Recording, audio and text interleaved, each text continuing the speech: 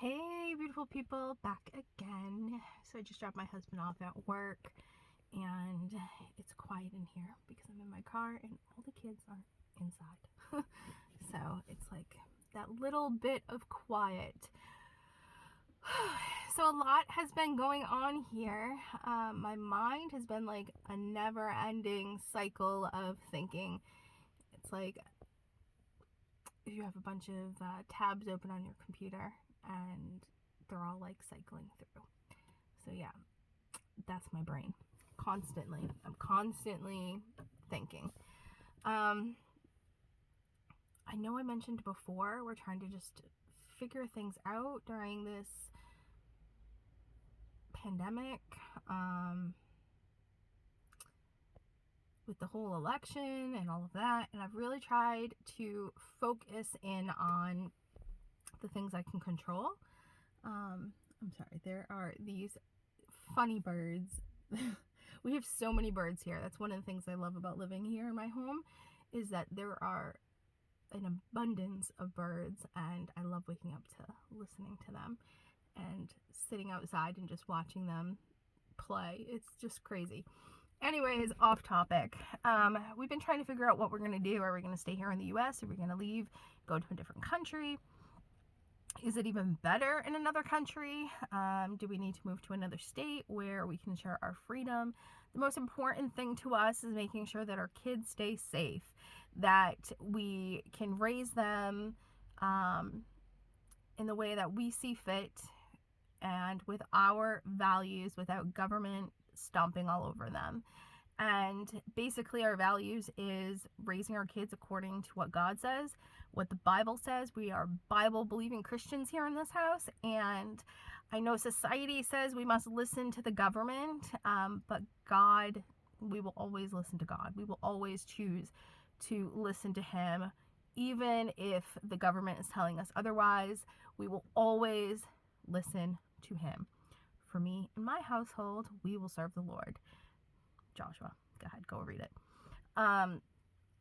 We live by that. We live Bible believing principles in our house, and we raise our kids with Bible believing principles, and we believe in freedom. We believe that the only authority that has say ultimately over our life is God. And yeah, so if here where we're living our people aren't here, then we're gonna get up and go somewhere else. Even though I love our home, even though pre-pandemic where we decided to move to was a really great place. I just want to say I am so not a city girl. I love the country. I grew up in the country. I grew up in like farm town in Massachusetts. My town was more farms than anything, and it breaks my heart to go back to my hometown because it's so different and it's developed into something unrecognizable now, and that breaks my heart. But God, I've been praying to Him for guidance, and I know He's trying to teach me patience. I know it.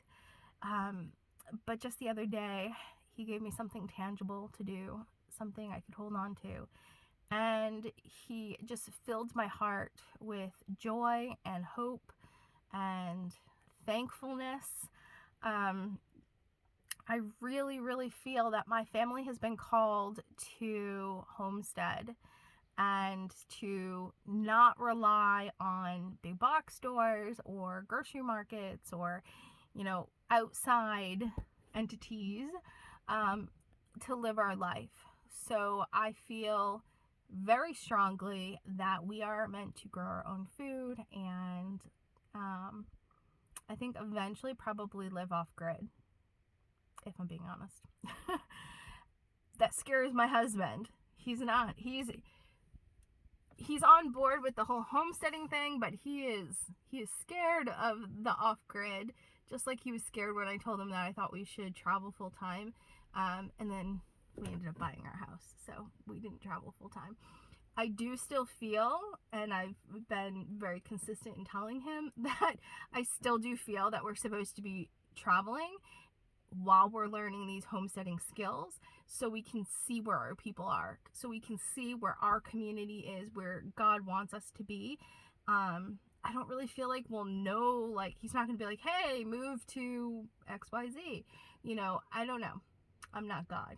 But I do feel that he wants us to travel and do random acts of kindness and get to know, like, the different cultures around the US and maybe outside of the US. I'm kind of feeling a pull to travel outside of the US. So, of course, we need to get our passports. I have mine, but I have to renew it. And we have to get everybody else's because they don't have theirs yet. And with this whole thing, it's very hard to go do that. Not to mention, other countries aren't necessarily better. A lot of places are completely shut down and a lot of borders are closed. So I was an exchange student back when I was younger to Canada, and resided in Montreal and also in Quebec. And I loved it there. I do speak French as well. Parlez-vous français? And I grew up speaking French. My dad taught me French. My dad's side of the family is French. And my meme, she taught me French. Love her so much. God rest her soul. And I've taught my kids French. So they know some, not as much as I would have hoped. My husband's taught them some Spanish, and now we have some friends that speak Italian, and so they've been learning some Italian as well as part of homeschool. So we've kind of looked around and evaluated, I guess, different countries' values and to see if they match up with our values. Of course, God is the utmost importance to us, but also huge family value. We believe in the family unit. We believe that it's better to have everybody together than go outside of the house to work. That if we can work together on something, like say we have a farm, then we can all work on the farm and maybe produce some funds that way. But I think ultimately, I've been drawn to kind of creating our own community, and I keep having these visions of this community where we live and our kids can build their homes one day. And we have a church. I'm also a pastor, so we have our church, and then that we have like this trading post where we put all of our things, and outside communities can come in and see our handiwork. And I saw like when we make tie-dye shirts and things like that. I am a crunchy mama. And so I'm also a holistic health practitioner, so remedies and essential oils and candles and soaps and things that we make on our own, knowing where they're sourced because we are sourcing them and making them and providing for other people as well. So I know this video is getting a little bit long. I don't usually do vlogs that are over like 5 or 6 minutes. But there is a lot inside of me. There is a lot that is brewing, and this is why my mind 24/7 is just like it's very hard for me just to chill, because I am one of those people that reverse engineers everything, and for the longest time I couldn't figure out what it was that I was going to be reverse engineering here. If I don't have like, okay, this is our goal, then how can you make a plan to be able to get there? Because if you don't know where you're going, then that's the first step. You have to know where you're going. And I've felt so in between lately, which of course can perk up some anxiety. So I've been bringing it back to my breath through meditation. I've also been just focusing on the here and the now and doing what I can here. But that tangible thing that I was talking about is God was telling me, hey, listen, yeah, you don't know what the future is, and I'm not ready to tell you what it is yet. You need to gain some patience. But In the meantime, you can be learning new skills and teaching your kids new skills on how to homestead, how to, live without all of those big box stores and going to the grocery stores and all of that. And I have to say, this is November, and this is the first month in a while that I haven't even been to the grocery store this month, like at all. We went to the farmer's market last month. We're still eating the stuff from the farmer's market. I still have some more squashes and things like that. Thanksgiving is coming, so I'm sure we're going to make some kind of run to the grocery store at some point. We have went to Walmart. I think once we made a run to Walmart, but it wasn't for many things.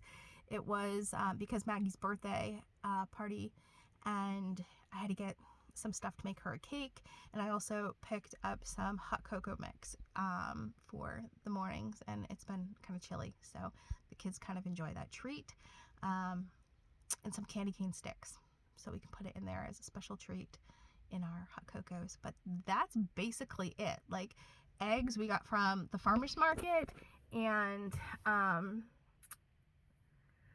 we still have some stuff from the gardens. We haven't really had a need to go to the grocery store, which is awesome. And we've been composting. We really had not a lot of waste here either, because we've been using everything sufficiently.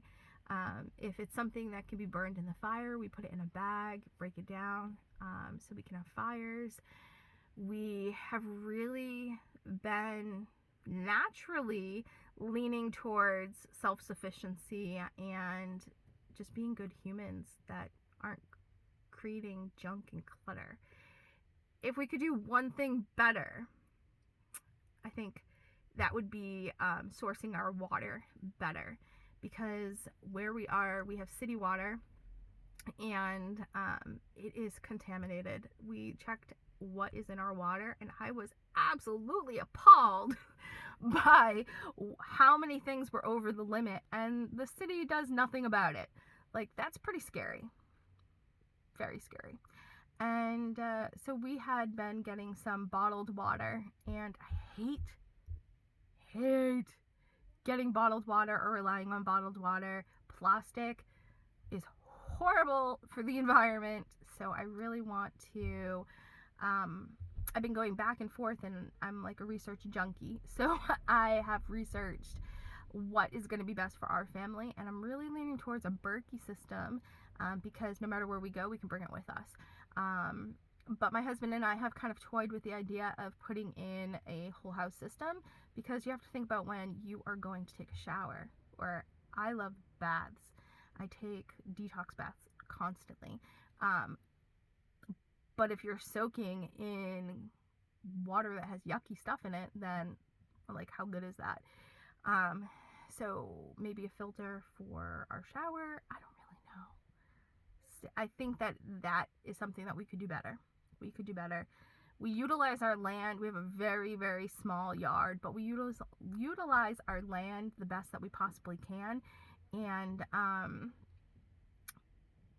yeah, our house is very small for how big our family is, but I think it fits us just fine. We have 3 bedrooms, 1 full bathroom, and 1 half bathroom.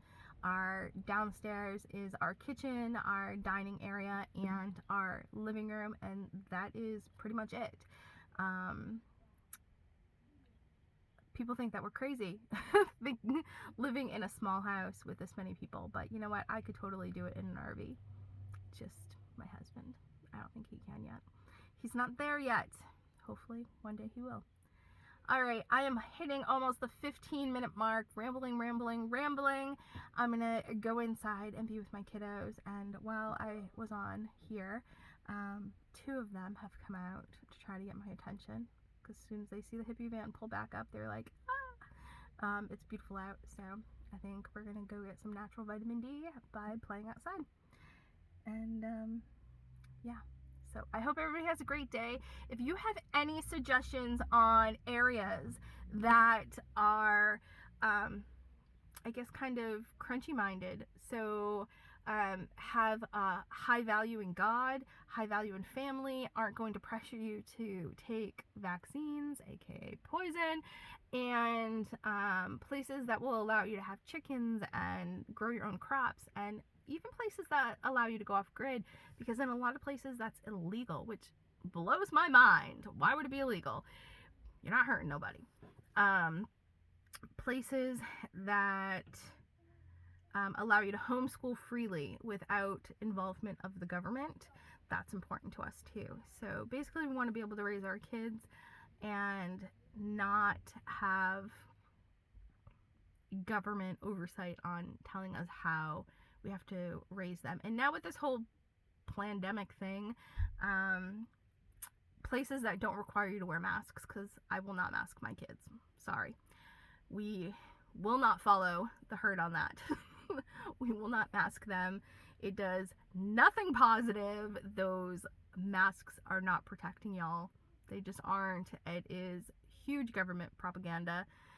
But that's a whole nother vlog. So stay healthy. Take those horrible things off your faces. Breathe in the fresh air. And yeah. Have a great day. Bye.